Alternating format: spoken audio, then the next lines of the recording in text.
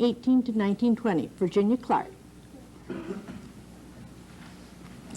You'll notice the magnificent hat, which she has skewered onto her head with two very large size hat pins. This is a dress made by Lizzie Love. That name may be familiar to some of you. She was a local seamstress. That's how she made her living. This was made for the Piffner family and probably worn by Isabel. And she's going to have just a little trouble getting up there, but see all the lovely buttons that she's wearing.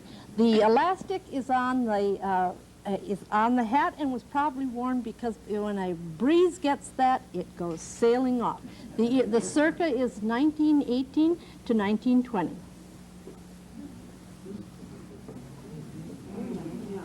Thank you, Virginia.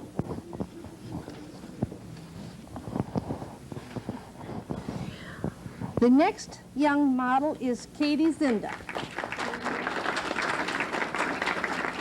Katie is the granddaughter of one of our board members, Laura Smithback, and she is wearing our oldest piece. This is just a bit small for Katie, but she's the only one who could even halfway get into it. It's an 1870 mourning gown. It's a Paisley chalet, and it is probably from a wealthy family shortly after the Civil War. This comes from a young woman by the name of Flora Bell Rogers, who was the granddaughter of Dr. John Phillips, an early physician in the area, wore this, and we literally scoured Stevens Point to find somebody small enough to wear her clothes, of which we have an extensive collection, but still, so we hope perhaps for the next show we will find somebody small enough to wear some of the other things. This is from the circa 1870. Thank you very much, Katie.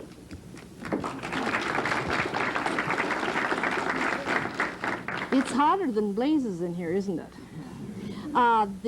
The third young person that we have here is Valerie Sanders. She happens to be my neighbor, and she works for the Altenburg Food Service.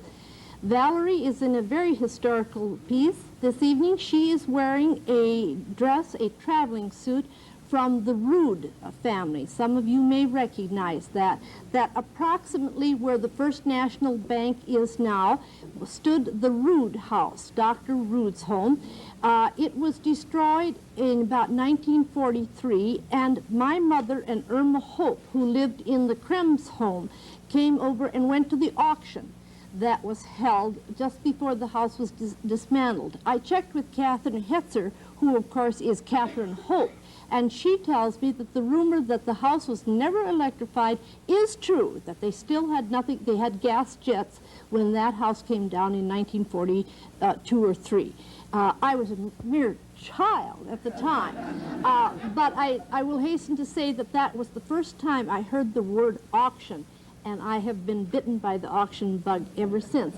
Are you able to take the cape off a little bit? This is a little capelet. She wasn't quite prepared to take that off, and it's a separate little thing. It has 17 metal stays in the inside of that. We did have to pull the ones from under the arms out because it got just a little painful. Thank you very much. Valerie Sanders. Our next young lady is Laura Krakovitsky, and she is an employee at Century Sports World. A very nice young lady who's on her way to having a profession in speech disorders. She is wearing my grandmother's dress. This was my grandmother's dress from 1882 when she graduated from the American-German Academy in Milwaukee, Wisconsin. We also had a lot of trouble finding somebody small enough, and we're fortunate to find somebody as petite as Laura in wearing this. We sort of, for those of you who are purists in the restoration field, we cheated. We took Velcro instead of snaps. And one of the reasons that we do this is because the Velcro is much less injurious to the fabrics than having some more snaps or hooks pull at it. So that's why we did that. It is all silk, and one of the surprises about it is that it survived it all, because as lovely as silk is, it unfortunately doesn't survive anything. Thank you very much, Laura.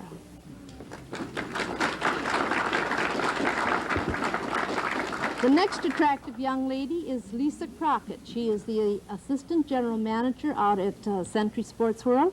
Boy, did I ever pull and beg there. Lisa is in a costume of the 1885. Again, you'll notice the uncomfortable high neckline. Boy, you have to keep your head up. There was no slouching in these. It again is filled with stays. It's a blue serge. And what is unexpected about this is that you generally did not find the insert of bright color in something like this. When we found these costumes, we found that most of the jackets were in like new condition. This is because you can't alter a jacket with that many seams and that many stays in it. But for instance, this had 3 different additions to the skirt. The bustle went first. The bustle went first, and then the pleats on either side of it. And this one, even somebody must have used it for a party, because they used a denim insert there to make the waist larger. For Lisa, we had to put it back to its original. So we're very, very happy. Thank you very much, Lisa. The circa is 1885. Next, to show you a little bit of what they wore underneath this, we were going to get a bit more risque, but decided that in a mixed audience we better not.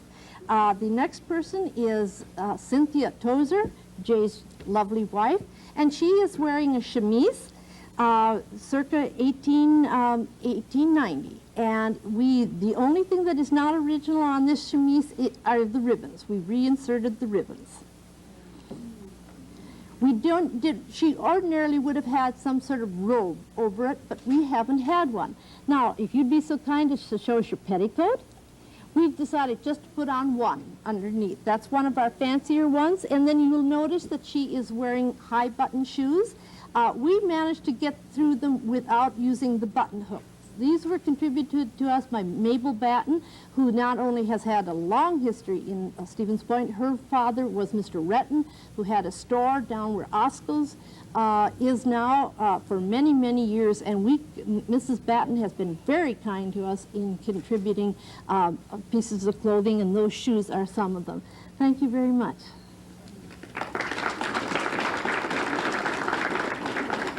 And now I have Beth Drifta, I think. Yes, here we go. Beth is wearing another 1890 outfit. You'll notice the unusual treatment in the sleeves, that they are very tight at the tops and below at the below the elbow. She is also wearing some high-heeled, French-heeled shoes. They are lace-up rather than button. And I'm trying to find the slip that tells a little bit about her, because I'd like you to know more about her. Beth is married to Wayne, and Beth works out at Ore-Ida Foods. She has 2 girls, 7 and 3. This purple suit that she's wearing now is circa 1890, and it is, I'm sorry, I was not able to identify this material. You noticed that in a rug, like in many rugs, it has a raised pattern to it, but it is one of those things that's in very good shape. This was the forerunner of this style, came just before the Gibson girl. You notice it is slightly bloused, not quite so much blouse on as the Gibson girl did, but this was the forerunner. Thank you very much. And we have another relative here again. We have the other another granddaughter of Loris's. This charming miss is Jessie Zinda, and she is wearing the only little girl's dress that we have. Mrs.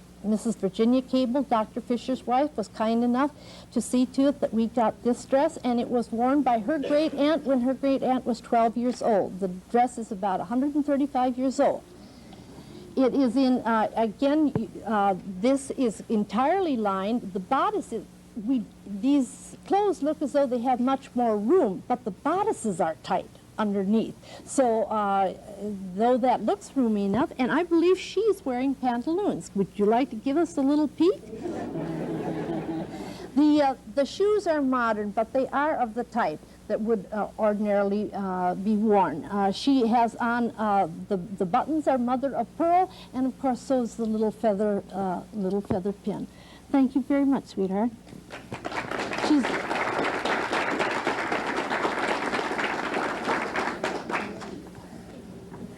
And do I have Christina back there?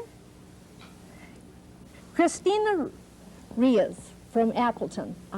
She came down to with a group that helps they make history come alive. If they want to know how to make, what mead was all about, they make mead. If they want to know what making armor was like, they make armor. They also have a sewing committee, and they were kind enough to come down on several occasions to help me do some repair work.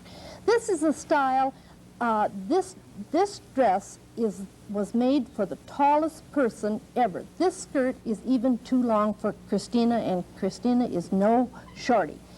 We've had to literally pull it up over the ribs in order to make it to make it short enough so that she could walk. You probably do recognize the Leg-of-Mutton Sleeves.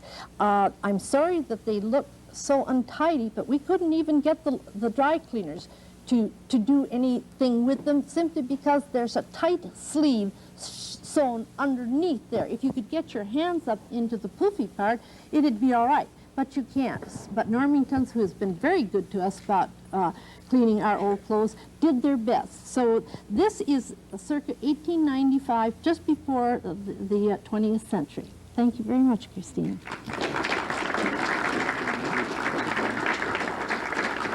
And now, to show you that black and white was always in style and always in good taste, we have a charming board of directors member, Carol Cassidy. Carol is a dental assistant. She is a member of our board. She is the curator of our Franklin House out in our Heritage Park. She's been active in community theater for a long time. Carol is a very quiet type, but woe be to anybody who really wants a discussion, because she can give you a discussion like nobody. This is a blouse that has never been worn. Again, we got this from Mrs. Batten. It was freshly made. She tells me that it again came from the Rogers family, and that it could, of course, Carol could just walk out in it today. The hat is fake. We faked it, but we sort of thought, well, that's all right. The skirt is another of those expandable skirts, and Carol is wearing a genuine two-tone pair of shoes, the black and the white, and again, those come from Mrs. Batten. Can you put your leg up just a little bit? Ah, good-looking legs there. Well, so, not bad looking. Thank you so much.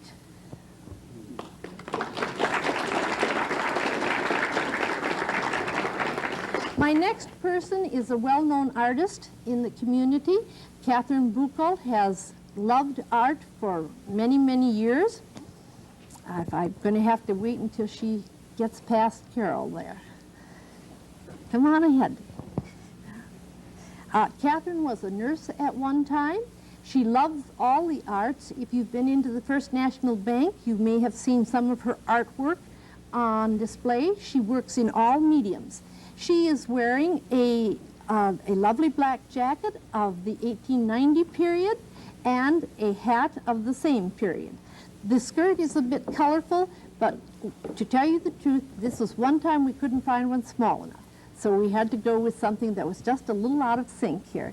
But the hat is genuine, and those are clipped ostrich plumes instead of having the curl to it. It has a brim of velvet underneath, and the jacket is taffeta. Thank you very much, Katherine. Of course, Katherine is from the Buco family, Lullaby, all that, so you history buffs know that. Oh, yes. You noticed the beaded bag. Well, I have Kate Lucinda back here again in another outfit. Kate? Doesn't she look like quite the young lady? This is a purple serge. It is a lovely suit. Again, you see we do have the insert, but they stuck to something a little more common. They stuck to the same color scheme. The buttons are of interest in that they're a very vivid cobalt blue and not one is missing. So that always makes it very helpful. You can see they catch the light. They're a cut steel button there, and she's wearing a little, actually, although we hope she never has to wear one, that's a little mourning bonnet. And it again fits into the 1890, 1895 period. I don't know. Do you have? No, you have on the fake shoes now, don't you? She is carrying another a slightly more modern purse than she would for her outfit, but it again has got steel cut beads as opposed to sequins on it. Thank you so much, hon.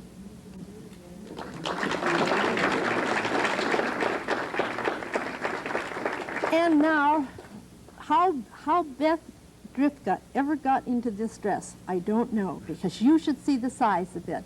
Beth is wearing a wedding dress from 1910. It is just about as small as you can possibly make it. And when you take it off, it's sort of like pantyhose. It sort of disappears up into nothing. But we really wanted to show this tonight because of the use of the lace. You'll see that they even covered a button. The middle button they've made use of that same material. So, and I want you to know that this girl came into my life very unexpectedly and has been so nice about getting her own costume ready and making all the repairs that were necessary. So I really have enjoyed working with her, and we're planning another show in a year and a half. We hope you'll come back. Thank you so much.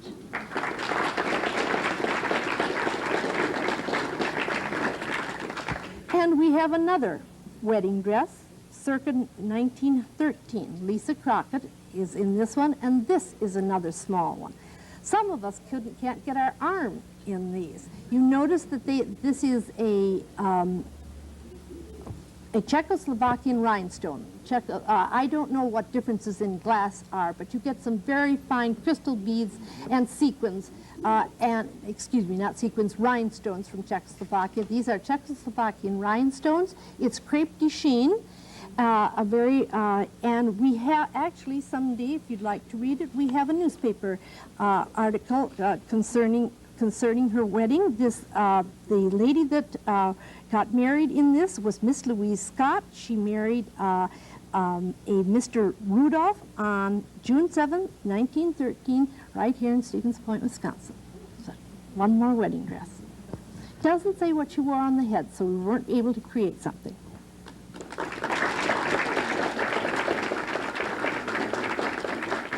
And now I'm bringing, do we have Virginia Clark there? I have her down next. Ah, yes. Virginia is wearing a very unusual piece. This happens to be her mother-in-law's wedding suit. In September of 1921, I'm sorry, I have just a moment here. I've got some particulars here, but her mother-in-law married her father-in-law. You're right here in Stevens. How's that? How's that for bluffing? Thank you so much. Ah, she got me the details. The Esther M. Herman, who was born on March 13, 1894 in Knowlton, Wisconsin, married Ray Clark, the son of John and Geraldine Bliss Clark. And, of course, Geraldine was the first white girl to be born here in Portage County. We think that the dress was a special item. We're not sure. We can't tell whether the embroidery, and it is embroidery as opposed to something that has been sewed on, because the pattern is all the way through. I just want to say that the soldier over here is he and his wife are the ones that relined the jacket. So if you ever need anything done, there you've got it. She's going to give you a little better view up there, but I think it's sort of interesting, the fringe in the back. So we actually are able to keep families together and wearing the same outfits. I must say, though, we cheated again on this. We couldn't afford real beaver. That was beaver fur on there, which had cracked and gone to pieces, so we had to settle for some fake fur there, but we feel it turned out pretty well. Thank you so much, Virginia. Thanks for coming to my rescue. You see, when you lose your speeches, you need somebody like that to hand you sheets of paper. And our next young lady, who is in full attire, is Crystal Velt. And she is in a 1921 wedding gown. We recreated the veil, but the pearls are what was with it. And let me tell you a little bit about this. This came from the family after whom the town of Hull is named. And it is James W. Hall, city editor of the Stevens Point Daily Journal, was married at Fond du Lac this afternoon to Miss Florence Bretthauer of Fond du Lac. The ceremony was performed at 2 o'clock at the home of the bride's parents. The minister of the Frame Memorial Presbyterian Church of Stevens Point officiated in a single ring service. The bride's gown was of white Canton lace and Canton crepe and Chantilly lace, and she wore a tulle veil with a headband of pearls. We weren't able to recreate the bouquet of Ophelia roses and ferns, but so we've got, this is just about as original as you're going to get, and isn't she a lovely looking bride?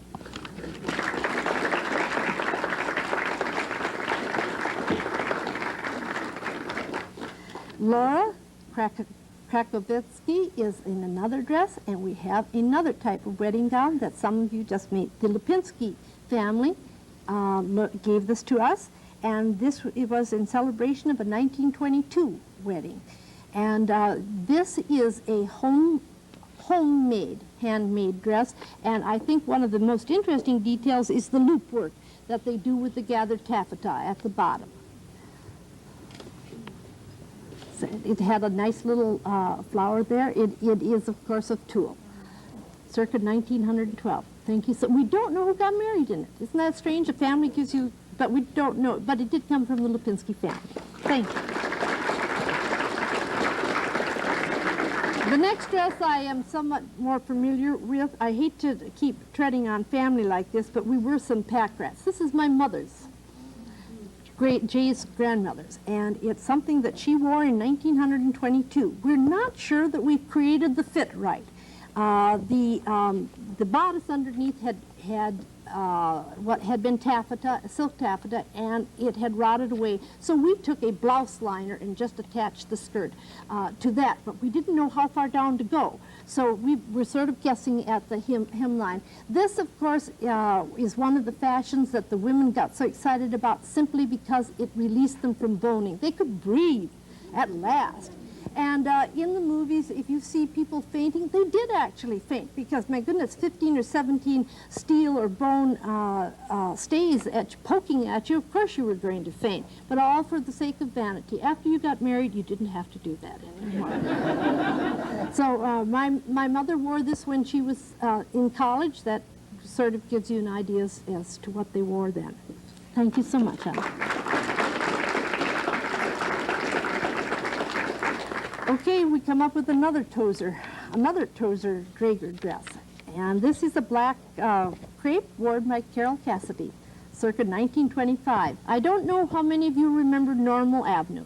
Normal Avenue was earlier called Brown Street, and it is now called College Avenue. I lived at 515 Normal Avenue, and directly across the street from me lived the Willett family, the K.B. Willett family, when they had small children. They were just the most prestigious family in town. They had a tennis court in their backyard. And they had a special old-time party. And the first time I saw this dress, Mother dragged it out from her cedar chest and wore it to the old-time party. I've had the dress ever since. It says Betty Lou's creation on the inside. I have no idea who Betty Lou is, but it's a black crepe, and that is machine embroidery, and it is lined with silk. She has on a cloche, which was a popular fashion of the day. Thank you so much, Carol.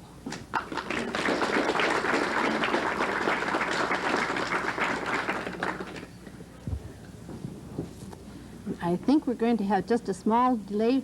If you, another time, if you have a chance to look out there, we have, take your time, Virginia, I'm going to talk about the picture. Out in our room, on the shelves out there, we have Bernice Bartos's wedding picture. We have recreated the whole outfit. She gave us the dress, and like many silks and satins, it had rotted. We took it to, oh dear, in McCain's, the seamstresses, Dreamweavers, and they were so kind to dye us some satin so that we could fix the straps and the underarms. You'll really have to see the picture because she's wearing the dress, the pearls, shoes and gloves, just exactly the way Mrs. Bartos did when she was married in Philadelphia in 1928. She's just getting her gloves buttoned up, so we'll give that a minute.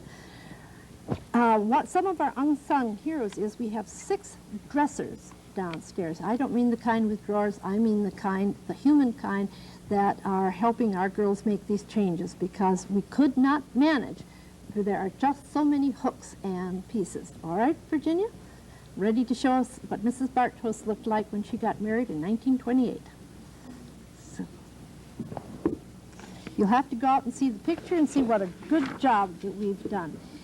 Mrs. Bartos tells me that when she came to America, her name was Branislava and Dombrowski.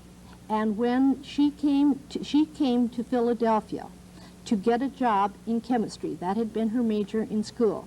And when she went to report for work, they looked at her and said, "But you're not a man." And she said, "No, I certainly am not." And she said, "I'm sorry, but we expected a man to apply for this position, and we cannot hire a lady." We have come a long way, baby. We really have. So you may also be interested in that after she married Mr. Bartos, she had already been fluent in her native tongue, German. She learned Polish, then French, and Russian, and worked at Warzella's on the Polish newspaper. She still does translations, and she was the proofreader there.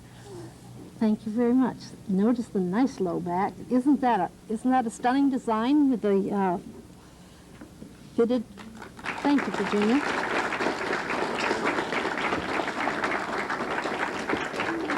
And now we're getting up to the year 1930, and I have Crystal back again, I think. No, we don't have Crystal, but that's all right. Here she's coming. See, we have people keeping eyes on things. Great. Crystal, come right in. We have now, isn't this just the epitome of the free-flowing lines? And don't you expect her just to haul out a cigarette holder.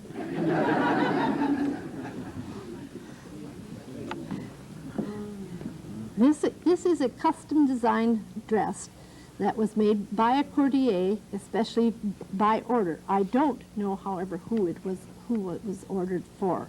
So we're very privileged, and we got it. And I'm going to tell you in a moment who we got it through. We got it through the McDonald estate, and we are very, very grateful to Robert McDonald for donating this dress. Don't show off. You look pretty already.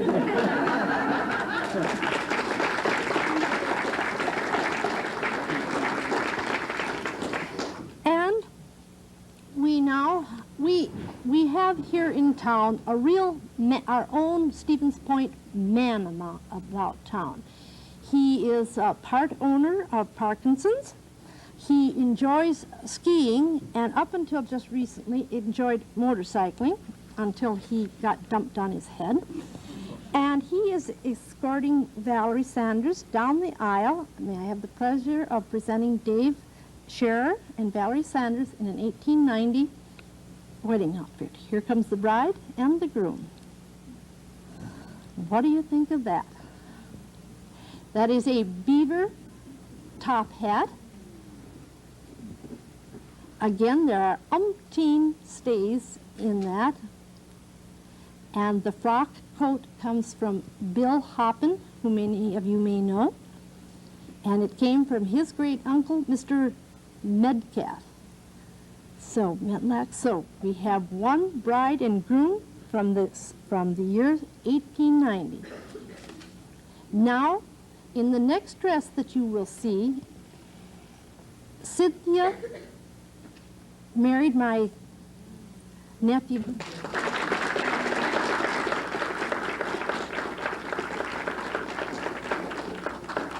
Cynthia married my nephew in her mother's wedding dress. Her mother's wedding dress was a duplicate of mine. You'll see all three of the pictures out there with, I guess, although we're not related, it is 3 different generations of the same wedding dress. I am very privileged to introduce Mr. and Mrs. J. Tozer. This was originally a 1947 wedding gown, and I wore it in 49, her mother wore it in 47, and she wore it in 81, 2, 3. One of those years, one of those years.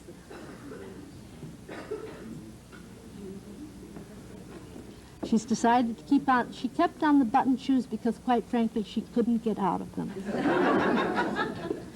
I'd like to have the rest of the girls and the models come in here, please, so you can take one more peek at them.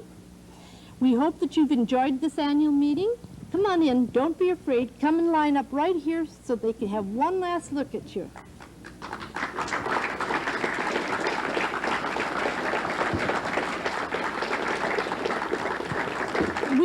We did have ulterior motives. We did have, come on over this way, hon. We did, and some of you go over on that side.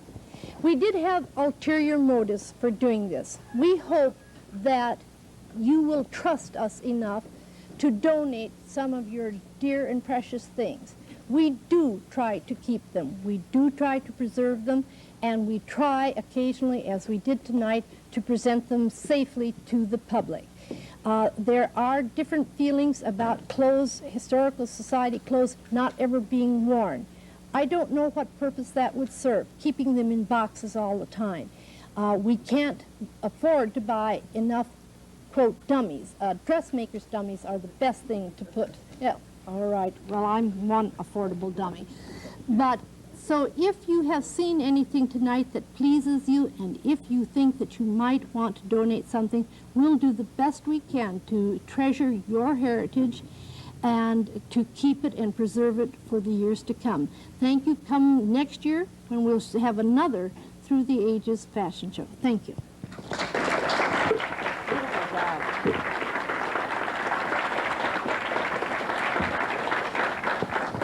Tim, did you want to say goodnight? All right. We'll follow the bride and groom.